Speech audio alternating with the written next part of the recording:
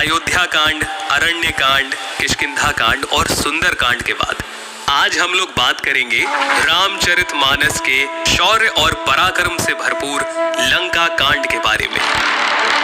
सुंदर कांड के अंत में सागर राम जी से कहते हैं कि आप मेरे ऊपर सेतु बनाइए और लंका की ओर प्रस्थान कीजिए। लंका कांड की शुरुआत में नल और नील द्वारा समुद्र पर सेतु बांध दिया जाता है।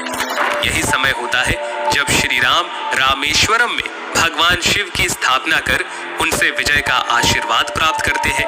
श्री राम सेना सहित समुद्र पार हो गए। श्री राम के आगमन की बात सुनकर रावण की व्याकुलता बढ़ने लगती है। मंदोदरी के समझाने पर भी अहंकारी रावण राम से बैर बनाए रखता है। हे प्रिय, सुन, तूने व्यर्थ में ही भय मान रखा है। बता तो, जगत में मेरे समान योद्धा है कौन? वरुण, कुबेर, पवन, यमराज, यहाँ तक कि काल को भी मैंने अपनी भुजाओं के बल पर जीता है। फिर तुझको ये भय किस कारण उत्पन्न हो गया?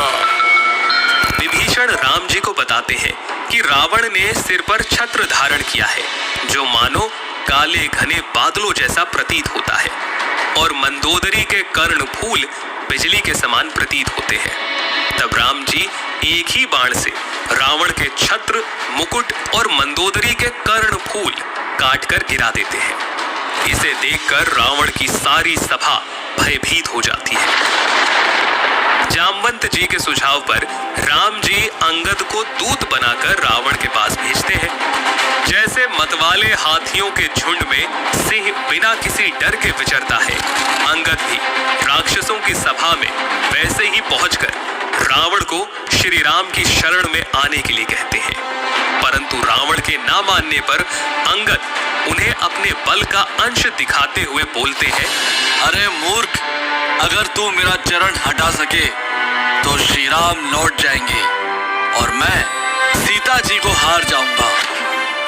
करोड़ों वीर योद्धा जो बल में मेघनाद के समान थे, बार बार झपटते लेकिन चरण उठा नहीं पाते। रावण भी जब प्रयत्न करने के लिए सिंहासन से उठकर आता है, तब अंगद कहते हैं, मेरे चरण पकड़ने से कोई बचाव नहीं होगा। अरे मूर्ख, तू जाकर श्री राम जी के चरण क्यों नहीं पकड़ता? कपि बल दे की सकल ही अनहारे,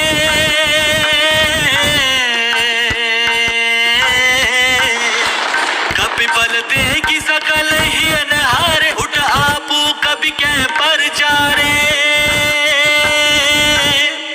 कहत चरण कही बाली कुमारा, मम पद गहना तोर उबारा। शत्रु के बल का मर्दन कर बालीपुत्र अंगद श्री राम के पास वापस आ गए और इसके बाद युद्ध की तैयारियां शुरू हो जाती हैं। कल आप देखेंगे लंका कांड पार्ट 1। जय श्री राम।